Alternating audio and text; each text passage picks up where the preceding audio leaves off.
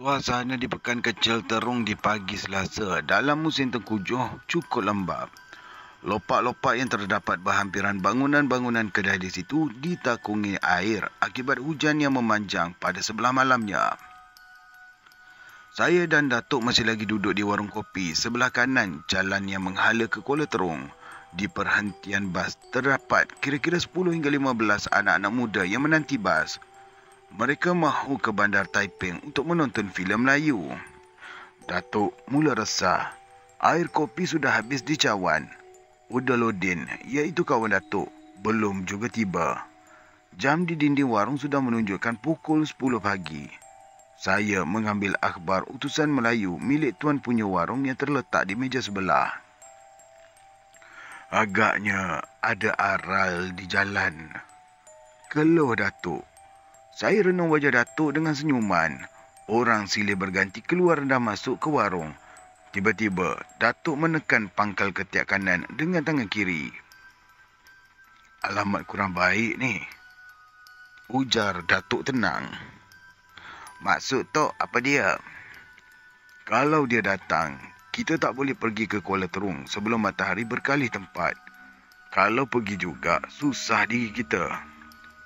Jadi apa yang patut kita buat ni, Tok? Kita tunggu sampai Udaludin tu tiba. Saya kembali membaca akhbar utusan Melayu.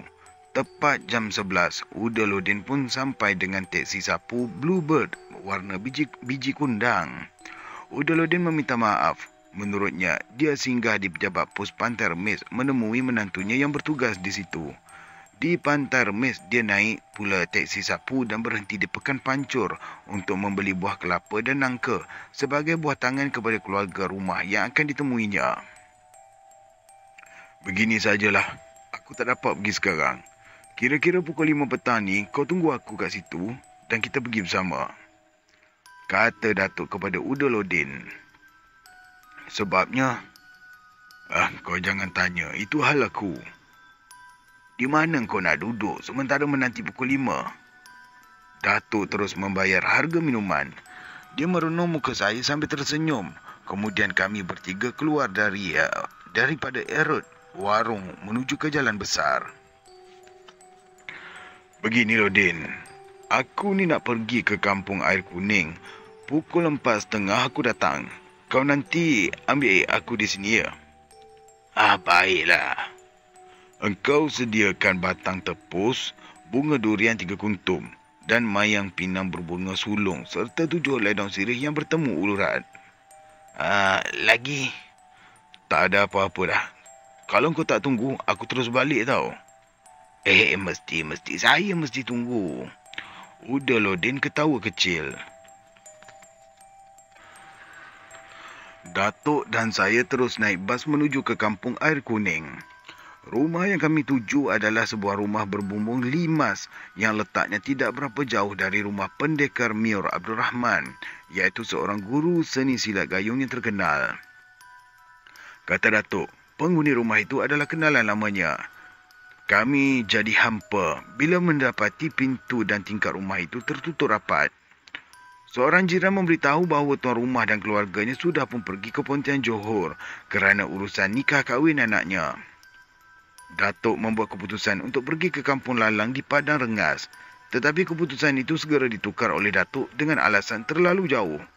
Lantas, dia membuat keputusan baru untuk pergi ke Batu 10 Terung. Sebagai cucu yang amat sayang dan mencintai datuknya sendiri, saya tidak membantah. Elok pada Datuk, maka eloklah pada diri saya.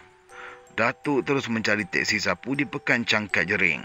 Akhirnya, kami naik teksi sapu Morris Minor yang berwarna hitam yang dipandu oleh seorang lelaki India. Tidak sampai setengah jam, kami sudah pun berada di rumah Syamsuddin, orang Batu Bara. Dari percakapan antara Syamsuddin dan Datuk, tahulah saya bahawa Datuk memang kenalan rapat pada ayah Syamsuddin yang menyebut Ayah Tandang.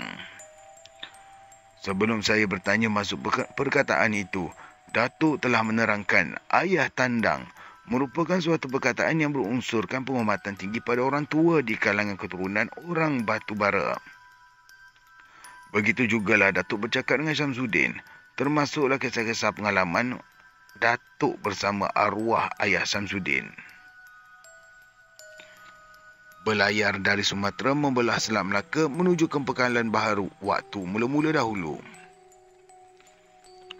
Walaupun Datuk kau dan saya ni datang dari daerah berlainan di Sumatera, tetapi mereka berkawan baik berdasarkan semangat bahasa Melayu yang tidak mengenal batas keturunan dan suku.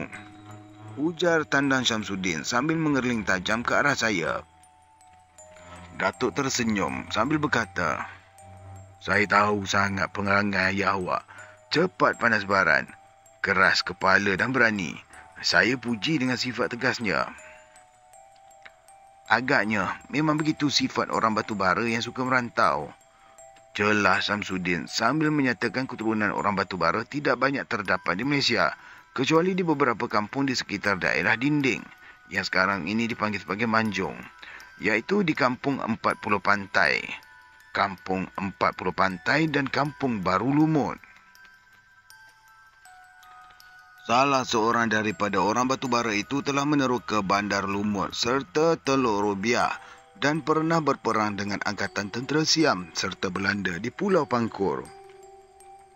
Ayah Tandang atau Syamsuddin sudah meninggal dunia, adalah bapa kepada salah seorang pengarah dan pelakon filem terkenal di tanah air dewasa ini. Masa itu, bintang filem tersebut belum menjadi pelakon. Menurut bapanya, anaknya pada masa itu sudah pergi ke Ipoh mengikut abangnya yang menjadi salah seorang pegawai Rida yang sekarang ini dipanggil sebagai Mara.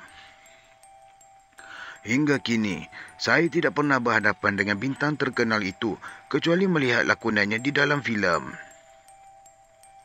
Lebih kurang pukul 3 petang, saya dan Datuk meninggalkan rumah ayah Tandang Syamsuddin dan terus naik bas menuju ke Pekan Terung.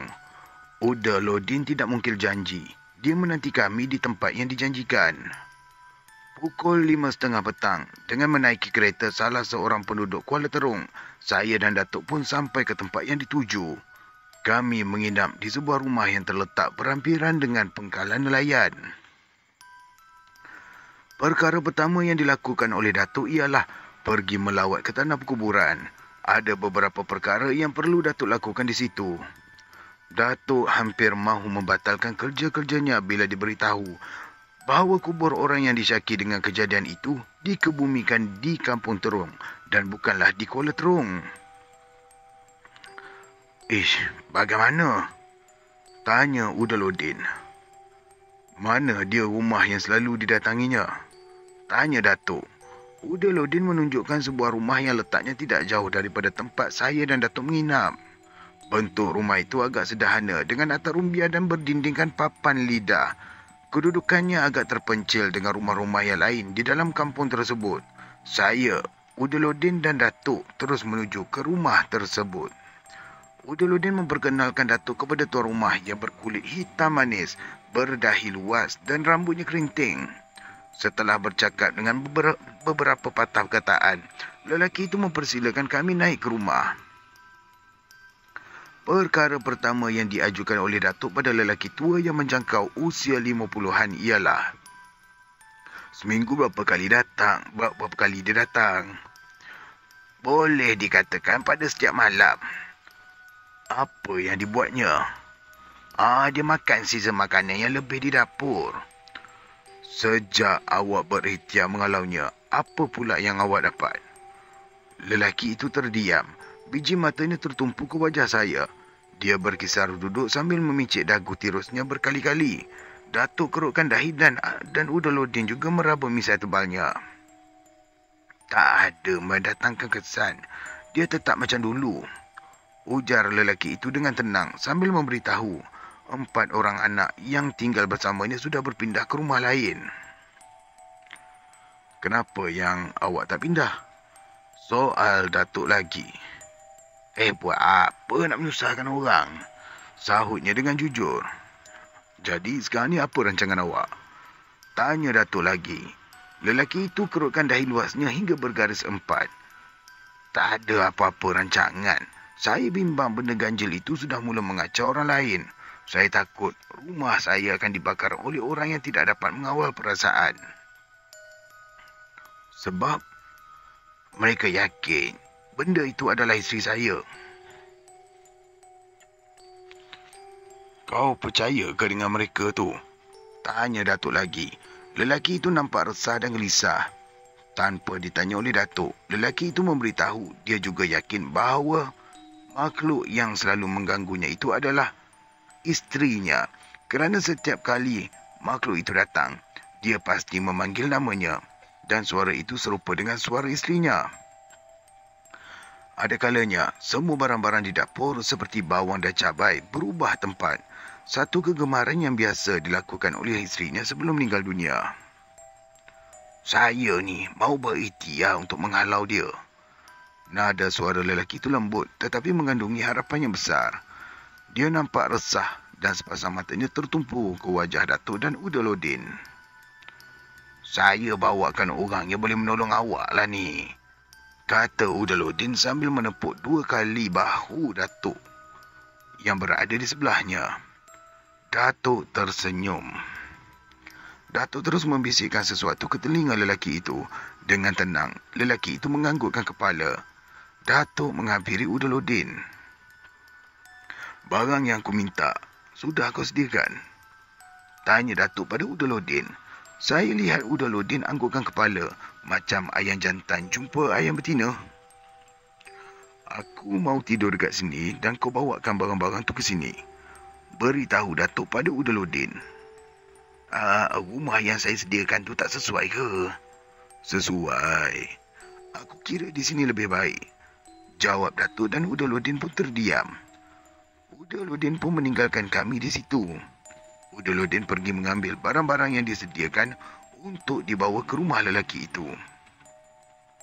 Bila barang-barang tersebut diserahkan ke tangan Datuk, Udaludin pun beredar dari situ menuju ke rumah jirannya. Udaludin berjanji akan menemui Datuk sesudah sembahyang Isyak. Datuk terus bercakap dengan lelaki yang menjangkau usia 50-an di ruang tengah. Banyak benar pertanyaan yang diajukan Datuk kepada lelaki itu untuk menyingkap rahsia peribadi arwah isterinya.